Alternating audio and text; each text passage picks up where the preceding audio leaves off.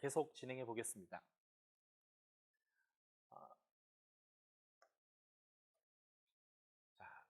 북이스라엘 남유다가 멸망하고 또 바벨론 포로에 갔다가 다시 들어오는 이 모든 과정은 첫 번째 하나님이 애굽으로 이스라엘 백성을 데려갔다가 큰 민족 만들어서 나와서 가나안 땅에 하나님 나라를 세운 것 같은 사건이고요. 그것을 제가 제2의 출애굽적 사건이다 라고 말씀드렸고, 그래서 바벨론에서 돌아온 1차, 2차, 3차 이 포로 귀환은 제 첫 번째 출애굽과 같은 사건이다라는 것을 증명하는 내용으로서 도표를 제가 만들었습니다. 제2의 출애굽적 사건이라는 증거겠죠. 자, 여기가 출애굽 사건이고요. 페르시아에서 돌아온 1차, 2차, 3차 포로 귀환의 사건입니다. 두 사건 모두 하나님이 돌아올 때를 예고합니다. 구약의 예언 중에 정확한 어떤 횟수나 숫자를 정확하게 언제 이것이 성취될 거라고 못 박은 예언은 딱 두 군데밖에 없어요. 하나가 바벨론 포로에서 애굽에서 노예 생활하다 돌아오는 기간, 첫 출애굽 때와 바벨론의 포로되었다가 돌아오는 기간 70년이라는 이 두 번밖에 없어요. 그만큼 날짜까지 명시한 것은 하나님의 명확한 의지와 하나님의 세밀한 계획에 의하여 하나님 나라를 세우고 회복하는 과정이다라는 걸 보여주는 거죠. 창세기 15장에 아브라함에게 400년 만에 돌아올 것이다. 예레미야 25장과 29장에서 70년이 차면 돌아올 것이다. 그 일은 내 기름 부음 받은 종 고레스를 통해서 이룰 것이다. 이게 이제 이사야서 44장 28절부터 45장 3절의 얘기고요. 이때에 빈손으로 오지 않고 재물을 가지고 돌아올 겁니다. 아브라함에게 창세기 15장에서 얘기했고 실제 출애굽기 12장에서 많은 재물을 요구하는 대로 받아서 나왔는데요.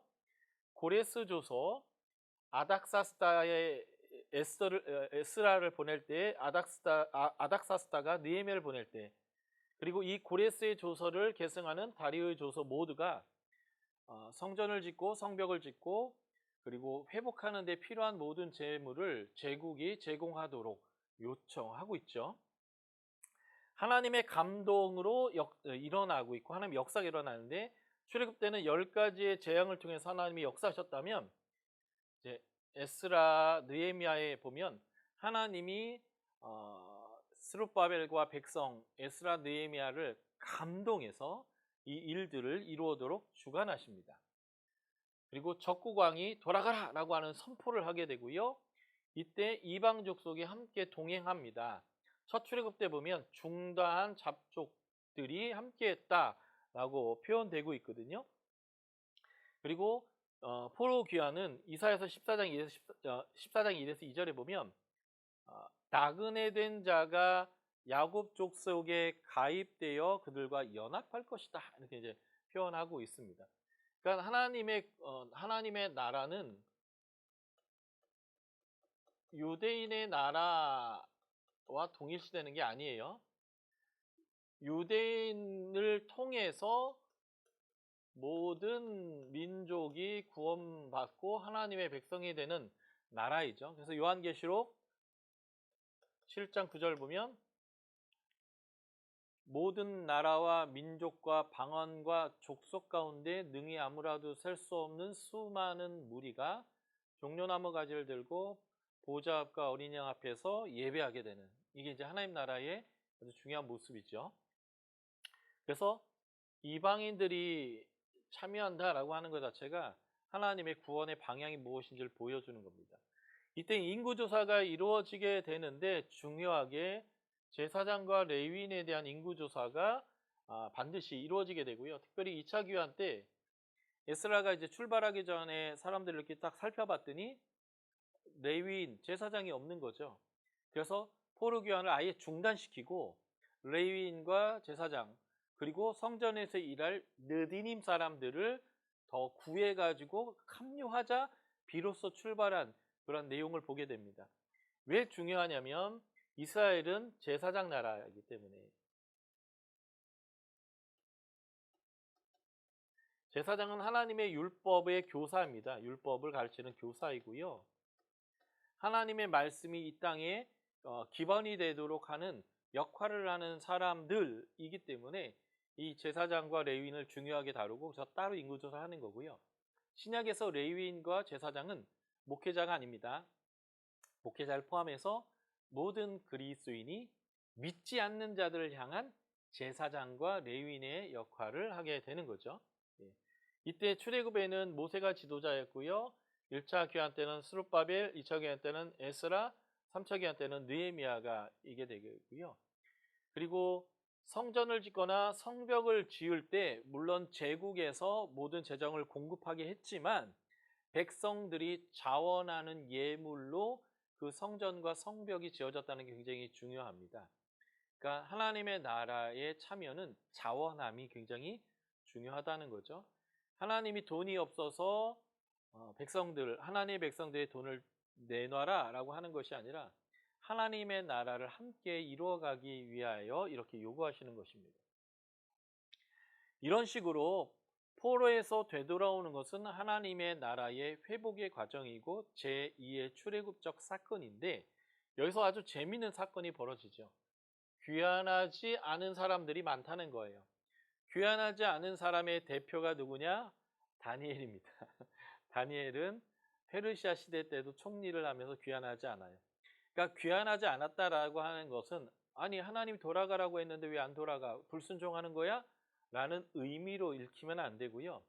하나님이 돌아가라고 했던 사람과 그리고 남아서 전 세계에 회당을 계속 확산시키고 이방인들을 회당으로 불러들여서 하나님을 알게 하는 남겨진 선교사도 분명히 있었다는 거고요. 돌아가는 사람보다 남겨진 선교사가 훨씬 더 많았다라고 하는 것을 우리가 기억해야 합니다. 유대인은 페르시아 제국 127개 주에 걸쳐서 300만 명 정도가 흩어져 있었는데 실제 포로에서 돌아온 사람들은 5만 명 정도가 되고요. 다수는 돌아오지 않았습니다. 하나님이 본토로 돌아오는 사람들을 통해서 성전을 짓고 그리고 하나님의 율법, 하나님의 통치죠. 그리고 하나님의 안식이라고 하는 이 하나님의 나라를 보이도록 회복하는 일들이 본토로 돌아간 사람들 통해서 하시는 일이라고 한다면 남아있는 사람을 통해서 하나님이 하실 일이 있었다는 것이죠. 그게 하나님의 중요한 계획이고요. 그래서 하나님의 복음을 회당을 통해서 전달하기 위하여 그것이 그들의 사명인데 남아있는 사람들의 대표가 다니엘과 세 친구 그리고 에스더, 모르드게와 같은 사람들이에요. 이 다니엘, 세 친구, 에스더와 모르드게의 공통점이 있습니다. 그게 뭐냐면 이방 땅에 살면서 하나님 백성으로 살아가려고 애쓰다 보니까 부정한 음식을 먹지 않으려고 한다거나 우상에게 절을 요구할 때 안 하거나 하나님께 기도하는 것들을 금지시켰을 때 여전히 하나님께 기도하는 하나님의 백성으로서 살려고 할 때 그리고 모르드게 같은 경우에는 하나님 아닌 존재에게 머리를 숙이려고 하지 않은 것. 모르드게가 하만에게 절하지 않은 이유는 두 가지거든요. 하나님 외에 다른 것에 머리를 숙이지 않는 것이 첫 번째라면 두 번째는 하만은 사무엘서에서 나오는 아말렉의 아각 왕의 후손이거든요. 그래서 이스라엘과 이 아말렉은 영원한 원수이기 때문에 그 원수에게 고개를 숙이지 않는 거고요. 결국 출애굽 때 아말렉을 진멸하시겠다라고 했던 하나님의 약속이 사울 왕을 통해서 이루어지지 못했을 때 이 모르드게 에스더를 통해서 이제 이루어지는 이게 이제 에스더 얘기인데 어쨌든 이들 모두가 하나님 백성답게 살려고 하다 보니까 고난과 박해와 어려움 그리고 멸절당할 뻔한 그런 위험까지도 노출됐다는 거예요. 그러나 하나님을 의뢰하고 하나님의 백성으로 살기로 다짐하고 하나님을 의뢰했더니 불 속에서라도 사자굴에서라도 그리고 유대인들을 진멸하라고 하는 권력자의 조서에 의해서라도 다 구원을 받을 뿐만 아니라 오히려 반전되어서 높이 들릴 뿐만 아니라 대적을 오히려 진멸하는 일이 이루어졌다라고 하는 거예요. 무슨 말이냐면 바벨론이든 페르시아든 헬라든 로마 시대든 어디서 있든 언제든 간에 어느 나라의 밑에 있든 간에 하나님의 통치 아래 있기로 결심하고 하나님의 백성으로 산다면 그는 구원을 받을 뿐만 아니라 하나님이 그를 사용하시고 그를 높이 들리신다라고 하는 것들을 우리가 이걸 통해서 보는 거예요. 예. 그래서 이들이 남아있는 자들이에요. 남아있는 자들 통해서 하나님의 영광이 드러나고 있다라는 것을 보게 되는 거죠.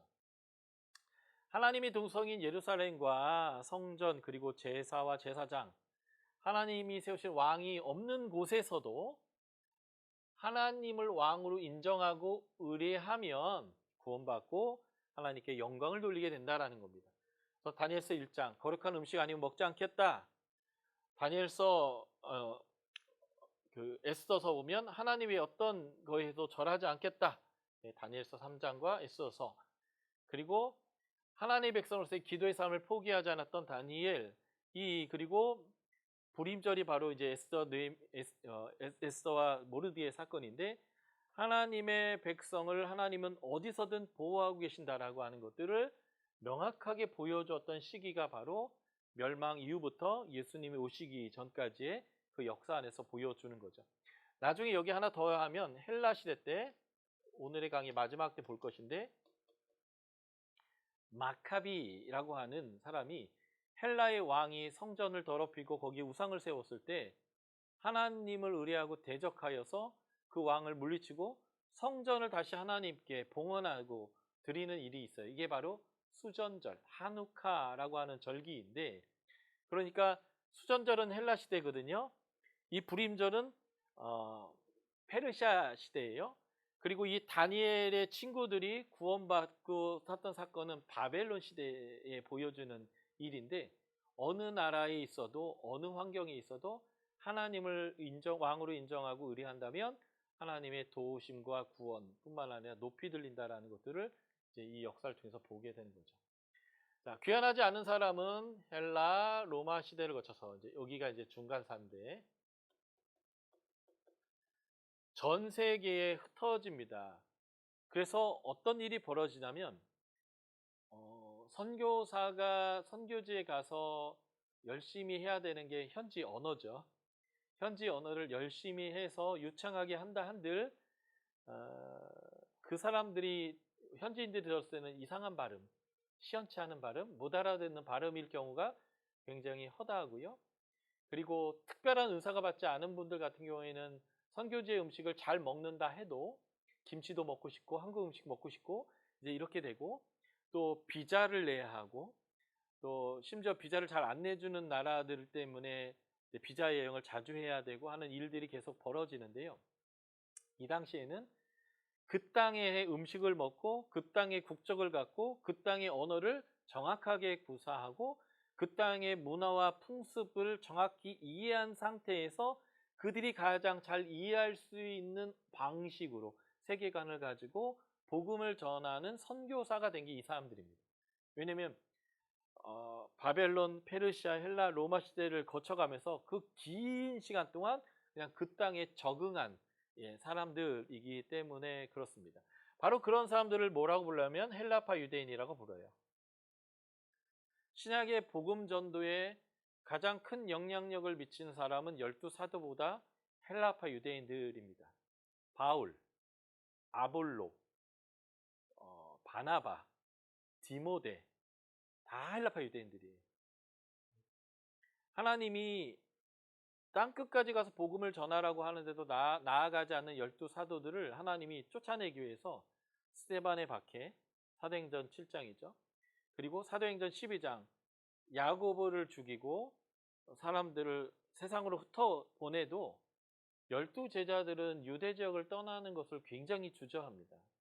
그러나 그 박해가 있었을 때 빌립은 사마리아로 가서 빌립 지사는 사마리아 가서 복음을 전파하고 또 어떤 무명의 사람들은 안디옥 가서 복음을 전하고 어떤 사람은 알렉산드리아 가고 어떤 사람은 로마로 가서 전 세계에 흩어져서 하나님의 복음을 열정적으로 전했던 사람들은 정통 히브리파 유대인들보다도 헬라파 유대인이었다라는 것을 우리의 사도행전을 통해서 알 수 있습니다.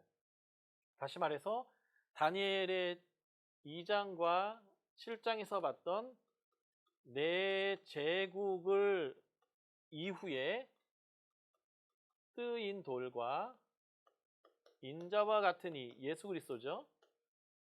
예수 그리스도가 이제 오시게 되는 이 과정들, 이 네 제국의 과정들은 하나님의 복음을 가진 회당을 중심으로 성경을 연구하고 하나님께 기도하고 하나님 말씀대로 경건하게 살려고 하는 속은 완벽한 하나님의 백성인데 겉은 그 땅의 명확한 그 땅의 백성이 되어져 있는, 그래서 비자 필요 없고 언어 훈련 필요 없고 그 땅의 문화를 이해해야 되는 훈련이 필요 없는 완벽한 선교사가 준비되는 기간이 바로 이 내제국의 시간이었다라는 거고, 이 기간 동안 잘 준비됐던 사람들이 바로 바울, 바나바, 아볼로, 디모데, 빌립 집사님 같은 이러한 수많은 헬라파 유대인들이었다라는 것을 우리가 보게 되는 것입니다. 그래서 이 디아스포라가 유대인들은 가는 곳마다 회당을 짓게 되고 이 회당에 경건한 이방인들이 생겨나게 되고, 그래서 예수 그리스도 그리고 성령님이 오신 이후에 보냄을 받은 사도들이죠. 보냄을 받은 자들이 이 회당이라고 하는 네트워크를 중심으로 그곳에 존재하고 있는 God fearer들, 하나님을 무서워할 줄 아는 이방인들, 사도행전은 이들을 God fearer, 여호와를 경외하는 자라고 표현하죠. 하나님을 경외하는 자. 이런 자들에게 복음의 핵심은 예수 그리스도는 하나님이 보내신 메시아다, 그리스도다라고 하는 것. 그는 부활하셨다. 다니엘서 7장 13, 14절. 인자와 같은 이가 하나님께 인도되었던 그 사건이죠. 이것을 전했을 때 이 경건한 이방인들이 대규모 교회에 합류하게 되면서 1세기에 아주 놀라운 부흥이 일어나게 되었다는 거고요. 중간사는 바로 이러한 역할을 이제 하게 되는 겁니다. 자, 그 정말 중간사의 한복판이 이제 헬라 시대를 한번 살펴보도록 하고요.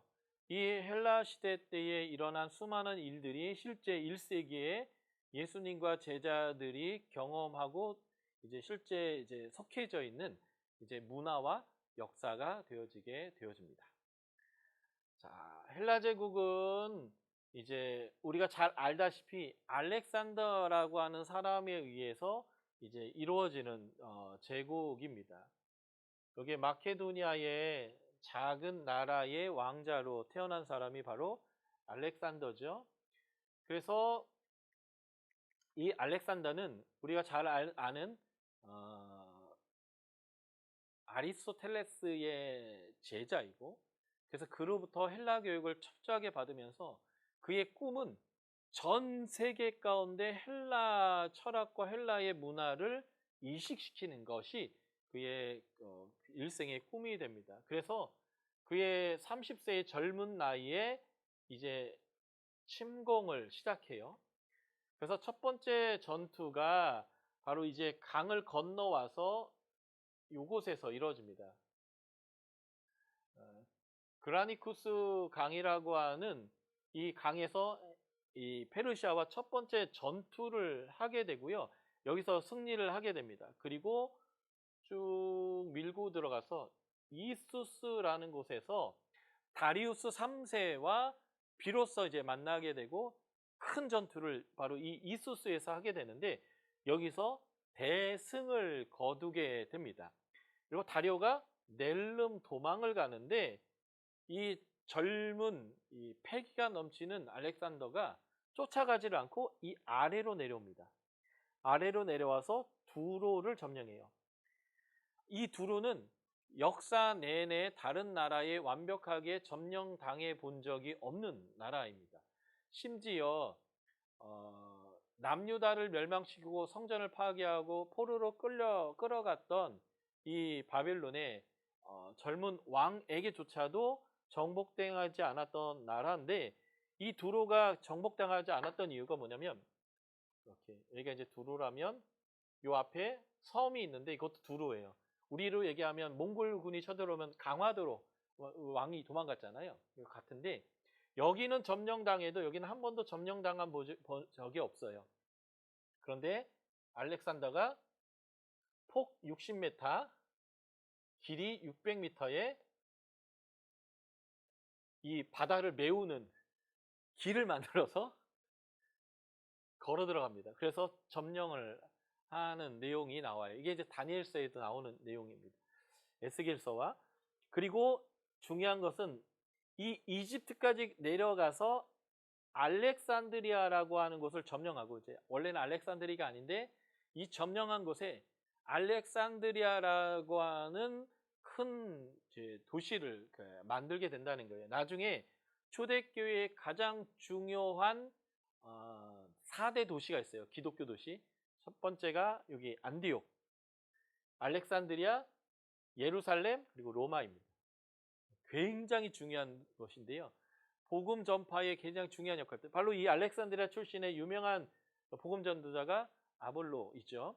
그래서 이 알렉산드리아를 세우고 돌아와서 가우가멜라라고 하는 곳에서 다리우스 2세와 2차전을 세게 붙습니다. 그래서 여기에서 페르시아가 멸망하게 됩니다. 3년 만에 이뤄낸 업적이에요. 그래서 그가 인도까지를 쳐 들어가는데 인도에서 그가 열병, 말라리아에 걸려서 죽게 되어집니다. 30살 초반이에요. 한 33, 4살에 그가 갑자기 죽게 되어지고, 그래서 나라가 4개로 쪼개지게 됩니다. 왜냐하면 아직 후사가, 왕이 될 만한 후사가 없고, 그래서 그와 함께 했던 장군 넷이, 요 마게도니아 지역은 카산더가, 드라게니와 비두니아 지역은 리스마쿠스가, 그리고 요 지금의 터키 지역의, 터키와 이란 지역인데 시리아 지역은 셀루쿠스라는 장군이, 그리고 이집트 지역은 톨레마이오스, 푸톨레마이오스 또는 톨레마이오스 이렇게 표현하는데 영어로는 P가 묵음이어서 그냥 톨레마이오스가 맞는데, 우리나라 중간사를 다루는 많은 책들이 푸톨레마이오스라고도 써요. 그래서 두 개가 다 여러분들이 이해하시면 되겠고요. 4개의 장군에 의해서 나라가 쪼개집니다. 그래서 다니엘이 본 환상에 보면 헬라를 상징하는 표범은 머리가 4개로 되어져 있어요. 바로 이 4개로 쪼개지기 때문에 그렇고요. 그 표범은 날개가 2쌍이 달려 있는데 그것은 3, 4년 만에 이 큰 제국을 이룰 만큼 빠르게 나라를 점령했기 때문에 그렇습니다. 나중에 이 리시마쿠스의 땅은 카산더와 셀루쿠스에게 나누어 점령을 당해서요. 이 부분은 카산더에게, 이 부분은 이제 셀루쿠스에게 나라가 빼앗기게 됩니다.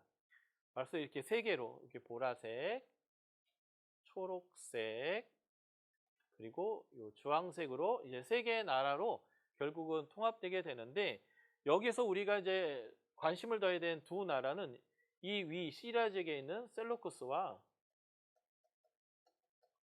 요 이집트 지역을 다스리고 있는 톨레마이였습니다. 다 헬라 왕이 다스리는 나라인데 이 두 나라의 사이에 낀 게 바로 이 유대이고요. 이 유대의 이 두 나라가 계속 싸워서 차지하고 빼앗고 하는 역사가 반복되는데, 이 두 왕과 함께 이 유대의 역사 안에 이제 실제적인 예수님 시대 때에 영향을 미치는 중요한 역사가 여기서 드러나게 됩니다. 이 과정에서 성전이 더럽혀져서 수전절이라고 하는 게 일어나기도 하고, 마카비 혁명이 일어나기도 하고, 우리가 잘 아는 4분파 있죠. 바리새파, 사두개파, 에세네파, 그리고 열심당원들, 이런 분파들도 이 역사와 관련돼서 발생하게 되고요. 성전을 개보수해서 졌던 헤롯 왕과 그의 왕가에 대한 이야기도 다 이 역사 안에 다 끼어져 있습니다. 그래서 이 헬라의 두 왕국 사이에 끼었던 유대의 역사를 살펴보는 거, 이게 이제 중간사가 되겠습니다. 자, 유다가 이집트의 프톨레마이오스의 왕조와 위에 시리아의 셀루쿠스 왕조의 지배를 받게 되는데, 초창기 301년부터 198년까지 103년 동안은 남쪽에 있는 이집트 지역의 프톨레마이오스의 왕조의 통치를 받게 되고요. 나중에 198년부터 164년까지는 이제 셀루코스 왕조의 통치를 받게 되어집니다. 그래서 남쪽 이집트에 있는 프톨레마이오스 왕조와 유대와의 관련된 역사를 한번 살펴보도록 하겠습니다. BC 323년에 알렉산더 사후에 프톨레마이오스가 이집트의 총독으로 가게 되고 306년부터 프톨레마이오스가 그곳에 왕조를 세웁니다. 이건 헬라 왕조인 거예요. 이집트 왕조가 아니라 헬라 왕조가 시작되게 되는데 그 수도를 알렉산더가 세웠던 알렉산드리아라고 하는 도시를 수도로 삼게 되는데요. 이 알렉산드리아에 그가 도서관을 세우게 됩니다. 70만 권의 파피루스가 소장되었던 도서관이고요. 나중에 이제 로마의 시저에 의해서 불태움을 당하게 되는 도서관인데 고대 7대 불가사의의 건물 중에 하나라고 일컬어집니다. 이것은 여러분들이 이제 지금 가시면 볼 수 있는 알렉산드리아의 현대적 도서관이에요. 엄청 예쁩니다. 가보시면 볼 수 있습니다. 이 도서관에 가면 이 톨레마이오스 1세의 지도를 보게 되는데 이 톨레마이오스의 1세의 지도에 보면 인도와 중국까지가 다 표시되어 있는 지도입니다. 그만큼 이 프톨레마이오스 시대 때의 동양과도 깊은 무역과 연관이 있었던 아주 번창했던 나라다라는 것을 알 수 있고요. 이 알렉산드리아에는 팔러스 등대라고 하는 아주 유명한 등대가 있습니다. 이제 BC 300년 넘어가서 지진에 의해서 다 무너지게 되지만 지금 여러분들이 이제 이 알렉산드리아 가면 이 카이트 베이라는 요새 성을 보게 되는데 지진 때 무너졌던 이 돌들을 가지고 세운 요새입니다. 이게 이제 알렉산드리아 아주 유명한 곳이고요. 이 알렉산드리아의 왕조를 세웠던 프톨레마이오스 1세는 말씀드린 것처럼 도서관, 박물관 것들을 건설하는데 유대인들을 많이 데려가 와서 일을 시키고요. 병사로서도 그들을 사용합니다. 그래서 유대인들에게 이것을 하게 하면서 필요한 돈들을 이제 팔레스타인의 무거운 조세를 부담시켜 가지고 이것들을 만들게 되는데 이때에 세금을 걷는데 동참했던 사람이 누구냐면 대제사장들, 제사장들이 이 세금을 걷게 됩니다. 이제 신약 시대에 가면 세리 곧 죄인 이렇게 표현하죠. 로마의 앞잡이로 세금을 거두는 그 세리들, 삭개오 같은 사람이 우리가 이름할 수 있는데 이 하나님의 나라를 점령한 나라의 앞잡이가 되어서 세금을 거두는 일이 언제부터 시작됐냐면 이 제사장이 이때부터 그 일을 했다는 거예요. 그래서 이 시절 이후부터 유대인들은 제사장을 썩 좋게 생각하지 않습니다. 예수님 시대 때는 로마에 의해서 세워진 왕인 헤롯과 제사장들, 이 제사장들이 사두개인이거든요. 이들이 연합해서 매국노짓을 열심히 합니다. 그래서 예수님 당시에 제사장 계열 중에 가장 높은 사람, 예수님 당시에 대제사장이었던 사람의 장인 어른이었던 이 제사장이 예수님을 죽이는 게 우리나라에 유익하다 이렇게 이제 표현하죠. 이 사람 하나 죽이어서 로마로부터 공격당하지 않는 게 우리에게 좋은 것이다. 이런 사고 자체가 이때부터 시작돼 가지고 이때까지 계속되었다라고 보시면 되겠고요. 그래서 헤롯과 사두개파를 중심으로 한 제사장들이 이제 매국노짓을 계속하게 되는데 그 출발점이 이때부터 됩니다. 그래서 그들이 종교적인 순수성을 잃어버리고 제국의 앞잡이 노릇을 하게 됩니다. 프톨레마이오스 2세 이제 아버지로부터 왕위를 이어받게 되는데요. 그는 학문을 더 사랑하고 그래서 동물원까지 세워서 자연과학을 발전시켰던 왕입니다. 이 왕은 이 위에 셀루쿠스의 왕들과의 전쟁을 통해서 1차, 2차 전쟁을 해서 전쟁을 이겼던 사람이고요. 이 프톨레마이오스 2세 때는 유대로부터 끌려왔던 노동력인 유대인들을 해방시켜주고 그들에게 아주 잘 해줍니다. 그래서 이 당시에 알렉산드리아 인구의 상당수가 유대인이었고 유대인이 가장 많을 때는 최고 50만 명에 가까웠다라고 얘기할 정도이고요. 그래서 레기오 유다이오rum이라고 해서 유대 자치구와 알라바라크라우는 유대인 자치 총독을 두고 유대인 사회가 완전히 이루어질 정도로 하게 되어지고요. 나중에 이제 로마 시대 때에 티베루스 황제가 다스릴 때에는 유대인들이 이 도시의 3분의 1이 되었다라고 할 정도로 굉장히 유대인들로 가득했던 도시고요.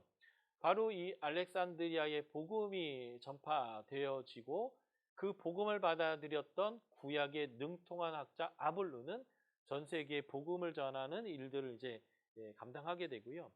나중에 이곳에는 여러분들이 이제 알렉산드리아 성지순례를 가보시면 알겠지만 예수님이 헤롯을 피해서 왔다라고 하는 그러한 이제 기념교회도 있을 뿐만 아니라 마가 기념교회가 있어요. 마가복음을 기록한 마가가 이곳에 와서 복음을 전했다라는 거고요. 그렇게 이제 복음을 받아들인 사람들이 후예가 콥틱 교도들이죠. 콥틱. 그래서 이집트는 굉장히 강력한 무슬림임에도 불구하고 굉장히 많은 기독교인들이 있는데 바로 이제 콥틱 교도들이 그런 것인데 이러한 이제 역사적인 배경들이 그것에 영향을 주고 있는 거죠. 프톨레마이오스 2세 때 가장 우리가 주목해야 되는 것은 뭐냐면 70인역이 번역됐다는 거예요.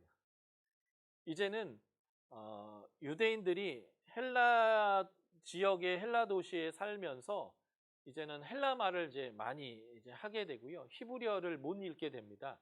그래서 히브리어로 되었던 구약 성경을 이제는 헬라어 성경으로 읽어야 되는 상황이 됐고 그때 이 번역된 것이 바로 이 70인역이라고 하는 셉투아젠트이고요. 여러분들이 이제 신약 성경 공부해 보시면 알겠지만 신약 성경은 다 헬라어로 기록됐을 뿐만 아니라 그 신약의 설교의 핵심은 구약을 가지고 예수님이 메시아다라는 것을 증명하는 것이고 그래서 사도들이 설교를 할 때마다 구약을 인용하는데요.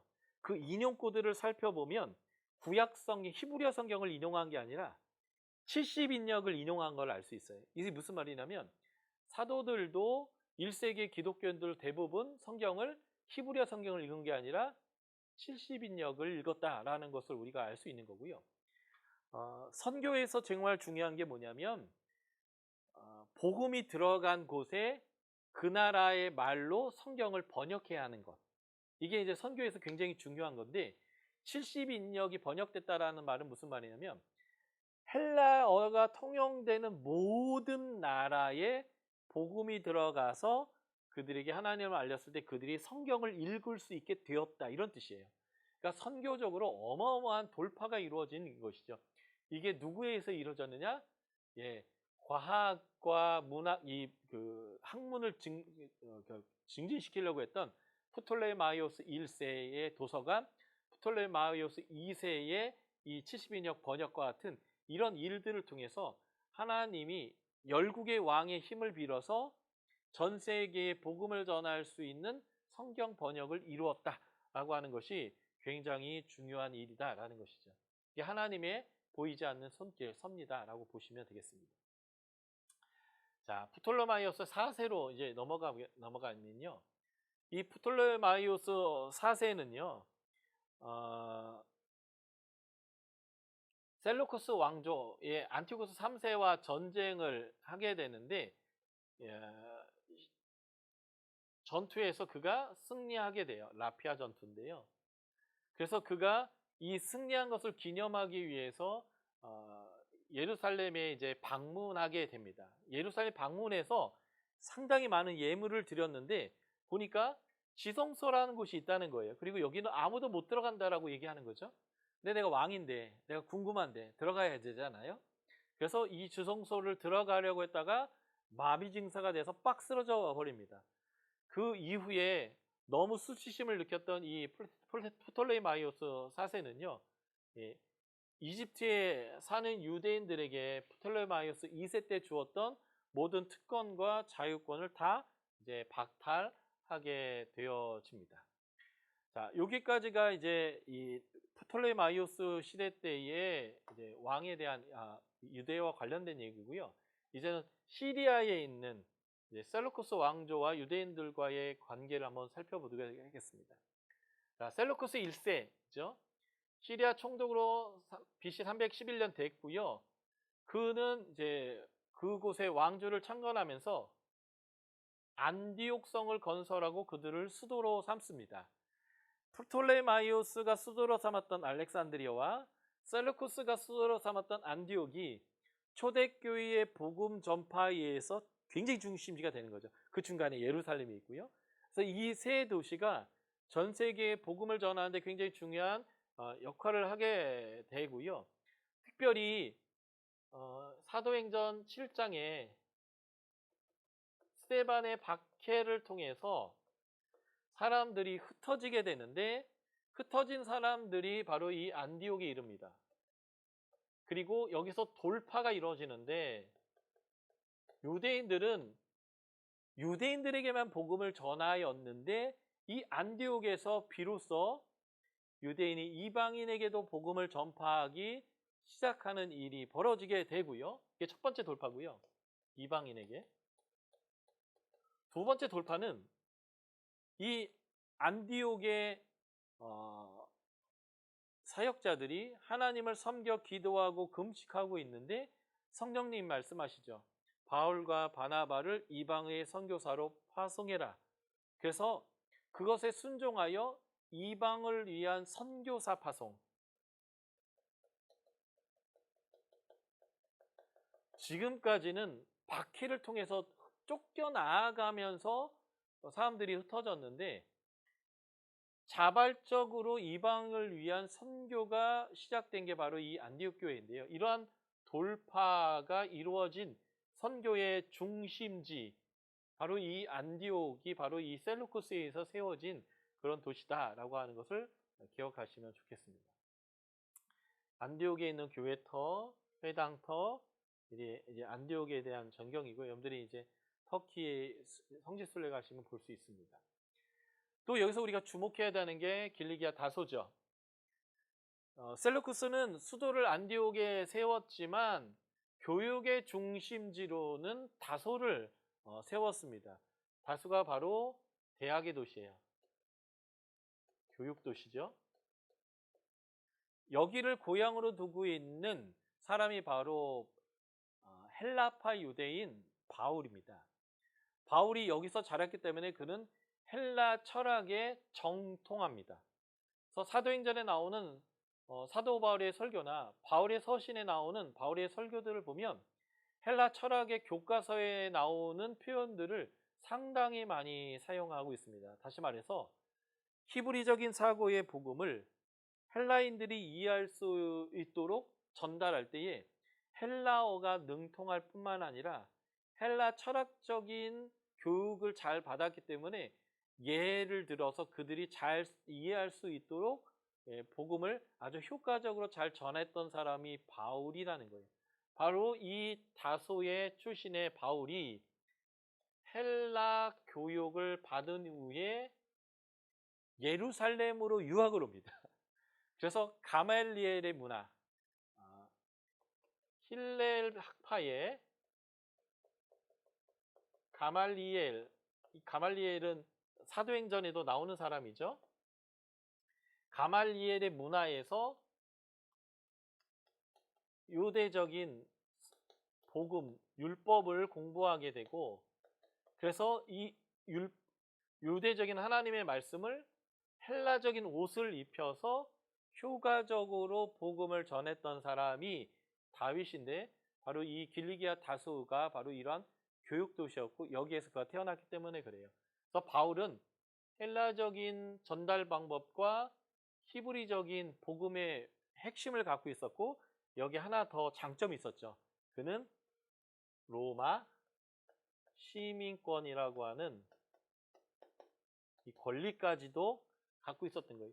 이 모든 것이 하나님의 섭리라는 거죠. 그래서 이렇게 잘 준비된 사람이 멋모르고 하나님을 대적하니까 다메섹 도상에서 주님이 딱 만나가지고 한 대 딱 때리면서 정신 차려라 해가지고 방향을 팍 돌려버렸더니 얘가 가장 강력한 하나님의 복음을 전파하는 사람으로 사용되었다라는 것이고요. 하나님이 이러한 중간 사이 기간을 통해서 헬라파 유대인들을 준비시켰던 대표적인 사람이 누구인가? 바로 바울이다라는 것을 알 수 있습니다. 자, 안티오코스 3세로 한번 가볼게요. 예, 안티오코스 3세인데요. 팔레스타인이 프톨레마이스 지배, 남쪽에 있는 애굽 왕조의 지배에서 셀러쿠스 왕조, 시리아에 있는 왕조의 지배로 바뀐 때가 바로 이 안티오코스 3세 때입니다. 예.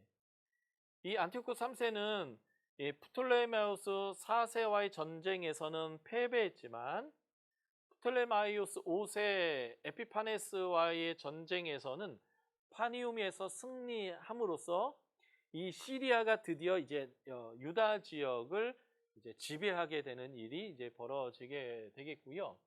바로 이 지배권을 갖게 된 전투에서 유대인들이 셀러쿠스 왕조를 돕게 되고요. 그래서 안티오코스의 승리를 돕게 됩니다. 이로 인하여서 유대인들이 많은 혜택을 받게 되는데 포로에서 잡혀온 유대인들이 석방되고요. 예루살렘의 경제 회복을 위해서 세금 면제를 받습니다. 제사장들이나 지도자들은 100% 면제를 받고 일반인은 3분의 1의 면제를 받아요. 그리고 율법에 대한 어떤 제재도 가하지 않고 성전 수리와 성전 예배를 위해서는 국가에서 세금으로 이 일들을 할 수 있도록 하는 특별한 혜택을 이때부터 받기 시작합니다. 그리고 새로운 성읍 건설을 위해서 유대인 수천 명을 이제는 이 시리아 지역으로 막 데려가서 정착시켰는데요. 이때 정착된 도시가 바벨론, 요파, 부르기아, 갑바도기아, 길리기아 이런 지역인데 이게 바로 사도행전 2장에서 오순절에 성진 순례로 왔던 중요 지역들이에요. 그러니까 바벨론 때부터는 페르시아 때, 페르시아 때보다는 헬라 때 훨씬 더 멀리 이스라엘의 날이 클 것이다처럼 흩어뿌려지고 더 많은 회당들이 전 세계에 지어지게 되게 되었다는 것이고요. 그래서 이들이 이때에 오순절 성령 강림을 경험하고 자기 고향으로 들어가서 사도들이 가기 전에 벌써 교회를 개척한 지역들이 여러 곳이 있어요. 그 대표적인 곳이 로마 교회이기도 하고요. 로마 교회는 사도 바울이 전도여행 가기도 전에 이미 여기에 복음이 있었고 여기에 복음이 있었다는 명확한 증거가 브리스길라와 아굴라가 바로 로마에 있다가 쫓겨난 사람인데요. 바로 이렇게 더 많이 흩어지는 일들이 일어나게 됩니다. 근데 이 안티오코스 3세는 이제 로마와 전쟁을 했던 우리가 잘 아는 한니발 장군이죠. 한니발 장군이 패배를 해서 이 셀루커스 왕조에 망명을 했는데 이 한니발이 계속 이 안티오코스 3세를 부추깁니다. 로마와 싸워라. 그래야 세상의 진짜 주인 될 것이다. 계속 이제 부추기다가 190년에 마그네시아에서 로마와 전쟁을 하는데 스크피오라는 장군에 의해서 대패를 하게 되고 12년 동안 5,000달란트라고 하는 어마어마한 전쟁 배상금을 물게 됩니다. 그런데 화병이 났는지 빨리 죽게 되고 그의 아들에게 셀루코스 4세와 안티오코스 4세에게 이 전쟁 부담금을 고스란히 안기고 죽게 됩니다. 그래서 셀루코스 4세가 이 막대한 배상금을 갚아야 되니까 어떻게 할까요? 유대 지역에 세금을 때리기 시작합니다. 인두세, 제왕세, 성전세 같은 수많은 것을 하게 되고요. 이 셀루코스 왕은 통치 연대가 길지 않아요. 그래서 이제 안티오코스 4세가 이제 왕이 되게 되는데 이 안티오코스 4세는 자신의 이름을 뭐라고 불렀냐면 에피파네스라고 불렀습니다. 이게 이제 자기가 붙인 별명이에요. 자신의 이름인데 에피파네스는 헬라어로 신이 나타났다 이런 뜻입니다. 신의 현현. 그러니까 내가 신이다 이런 거죠. 이 안티코스 에피파네스가 자신을 신이 나타났다 이렇게 표현하니까 유대인들은 이 에피파네스를 뭐라고 불렀냐면 에피마네스라고 불렀습니다. 에피마네스는 히브리어나 아람어로, 히브리어 아람어는 사촌 언어거든요. 이 에피마네스는 미친놈이라는 단어입니다. 내가 신이다 라고 표현하니까 유대인들은 미친놈이라고 이제 표현한 건데요. 왜 유대인들이 이 안티오코스 에피파네스를 미친놈이라고 불렀냐면요. 바로 이런 것 때문에 그렇습니다.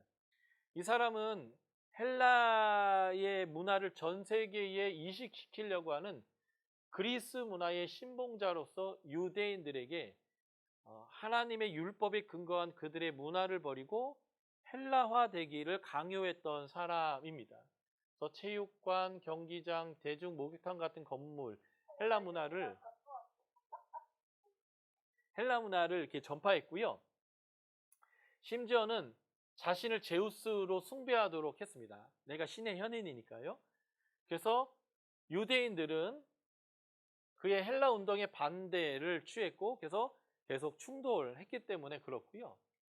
더 큰 이유는 그가 엄청난 전쟁 부채를 감당하기 위해서 유대인들에게 많은 세금을 부과했을 뿐만 아니라 심지어는 제사장직을 돈 주고 팔았습니다.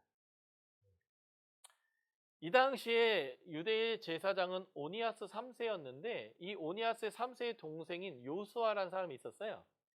근데 얘도 제사장을 하고 싶은데 형이 너무 오랫동안 하고 있는 거죠. 그래서 어떻게 했냐면 이 안티오쿠스 에피파네스 4세한테 가서 제가 돈을 드릴 테니까 저 제사장 시켜주세요 라고 하면서 440달란트를 그에게 바칩니다. 그랬더니 어차피 자기는 돈이 필요했고 많은 이제 전쟁 부담금을 갚아야 되기 때문에 그냥 얘한테 제사장직을 돈 받고 줍니다. 그래서 이 요시아는 자신의 이름을 제이슨, 야손이라고 이름을 바꾸고 제사장임에도 불구하고 헬라 문화의 전파자로 완전 매국노죠. 전파자로 앞장서서 유대를 헬라화하는 데에 앞장서게 됩니다. 더 놀라운 일이 벌어지는데요. 돈 주고 제사장직을 샀던 제이슨, 야손이라는 사람의 그 동업자가 있어요. 그가 메넬라우스라는 베냐민 지파 사람인데 얘가 가만히 생각해 보니까 어차피 제사장직 돈 주고 사는 거면 레위 가문이 아니어도 되지 않겠는가. 헬라 왕이 뭐 이거 신경 쓰겠나 해가지고 더 많은 돈을 갖다가 바쳤더니 그럼 네가 제사장 해 라고 해서 레위인이 아닌 사독 가문이 아닌 사람이 돈 주고 제사장이 되는 초유의 사태가 벌어집니다. 이게 이제 마카비 2서 4장 24절에 나오는 놀라운 내용이죠. 그러니까 헬라의 왕이 그냥 자기한테 돈이 된다라고 한다면 이제는 뭐 제사장도 팔고 모든 걸 다 하는 거예요. 이 일은 사실 그 전 때부터 세금을 제사장이 거둘 때부터 벌어지기 시작한 일인데 제사장이 타락했다 이런 말입니다. 지금 여기서 여러분들이 뭘 주목해야 되냐면 하나님은 하나님의 구원 계획을 짜셨고 그 구원의 계획의 섭리들을 다니엘, 에스겔, 모르드게 이런 사람들과 함께 구원 계획을 막 진행하고 있는데 여기와는 반대적으로 하나님의 백성의 대표적인 제사장들, 대제사장들은 뭘 해요? 타락하더라는 겁니다. 이게 참 어려운 얘기예요. 하나님은 끊임없이 구원하시려고 애를 쓰는데 하나님의 백성은 끊임없이 하나님과의 반대적인 모습을 보여주고 있는 것. 그럼에도 불구하고 포기하지 않고 이 구원 계획을 계속 진행하고 있는 것이 우리 하나님이다라는 것을 보여주는 거죠. 그래서 이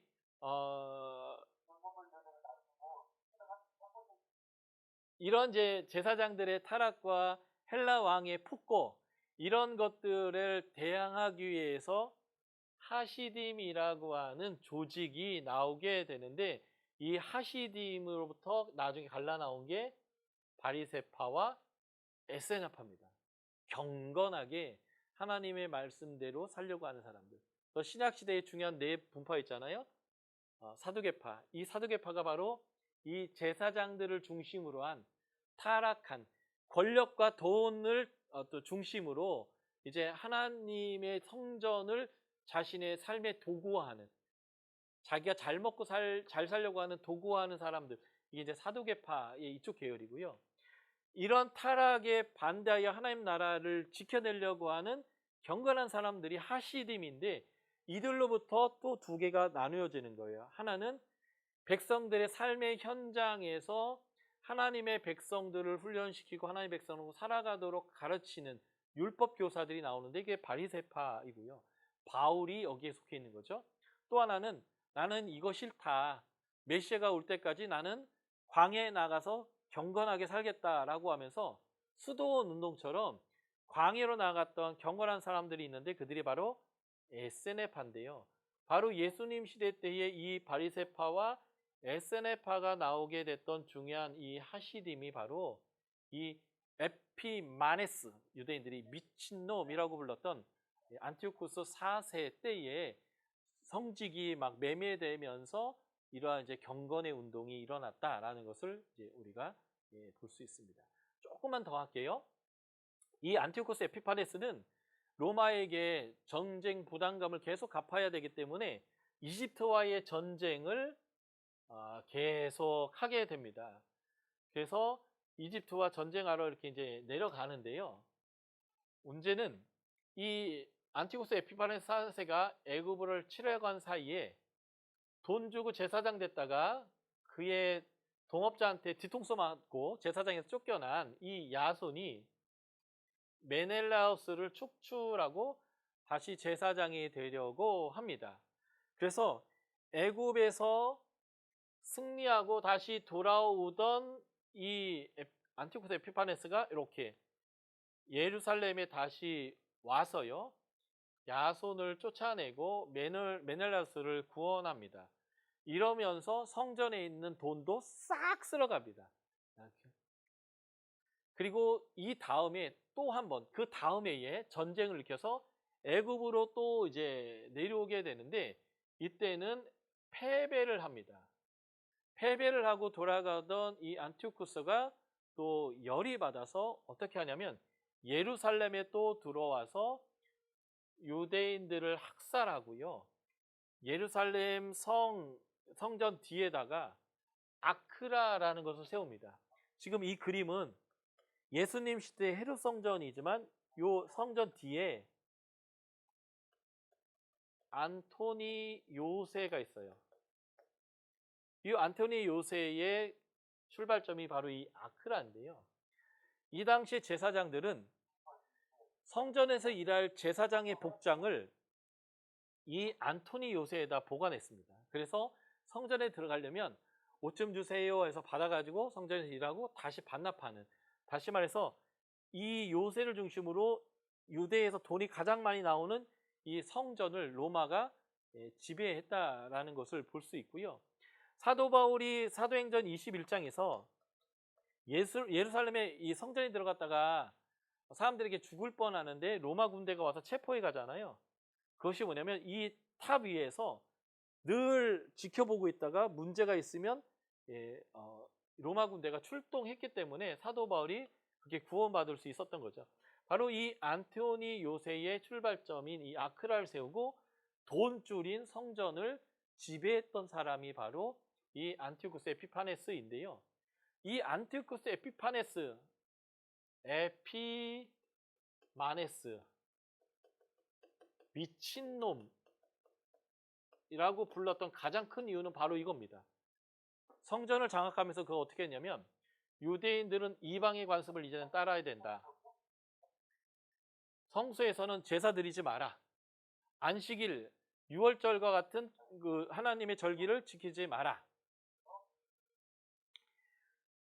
제사장을 모독해라. 그리고 이교의 신앙과 신전과 제단을 성전에 세워라. 돼지로 제사를 드려라. 이스라엘 사람들이 가장 가증하게 여기는 짐승의 대표가 돼지죠. 할례를 행하지 마라. 율법을 지키지 마라. 그리고 이 명령을 안 지키면 다 사형이다 라고 하는, 완전히 유대 지역을 말살하려고 하는 이 정책을 사용했던 사람이 바로 이 사람이고요. 그래서 BC 176년 12월 25일 크리스마스 때죠. 그래서 수전절이 이 이제 한우카, 바로 이 크리스마스 때 그 어간입니다. 성전에다가 아예 제우스 신상을 세워놓고 돼지로 제사를 드리는 아주 처참한 짓을 하게 됩니다. 다니엘서에 나오죠. 다니엘서 9장 27절 멸망에 가증한 것이라는 이건데요. 바로 이 다니엘서에 나오는 이 일을 행했던 사람이 안티쿠스 에피파네스 4세입니다. 그래서 유대인들에게서는 이 멸망케 하는 미운 물건, 멸망에 가증한 것이 성전에 서는 것이 무엇과 연결되냐면 종말과 연결되는 이미지로 서게 됩니다.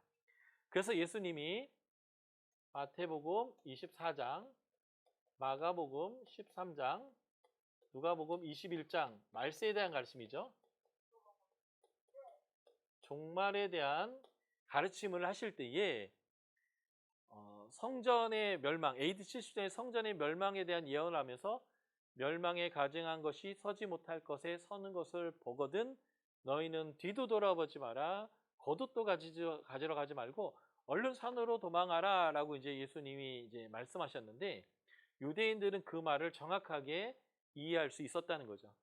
지금 다니엘이 얘기했던 그 예언의 성취가 이 일을 통해서 이루어지는 거고, 그래서 이 일로 인해서 성전에 이러한 것들이 세워지는 것이 종말이다라고 이해했던 유대인들은 예수님의 이 말이 종말이 이렇게 올 때는 우리가 도망가야 되는구나라고 이제 했던, 이러한 이제 이 종말에 대한 가르침을 이해하게 되는 아주 중요한 메시지가 바로 이 안티오쿠스 때 일어난 사건이고요. 그러니까 이제 예수님이 성전의 종말을 얘기할 때 이런 일이 있으면 도망가라라고 했을 때 사람들은 안티오쿠스 에피파네스 4세 때 일어났던 그 일들이 또 성전에서 일어나겠구나. 그러면 이때가 종말이구나라는 것들을 그들은 아주 몸으로 이제 느끼게 되었다라는 것을 이제 우리가 볼 수 있는 것이죠.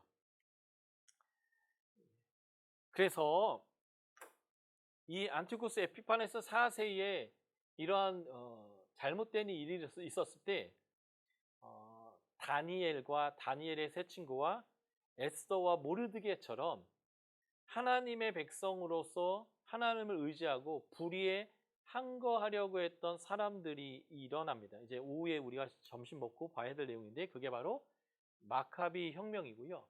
다니엘서 1장 11장 32절을 보면 군대는 그의 편에 서서 성소 곧 견고한 것을 더럽히며 매일 드리는 제사를 폐하며 멸망하게 하는 가증한 것을 세울 것이며 32절 그가 또 언약을 배반하고 악행하는 자를 속임수로 타락시킬 것이나, 이게 바로 이제 안티오쿠스 에피파네스 4세가 하는 일이죠.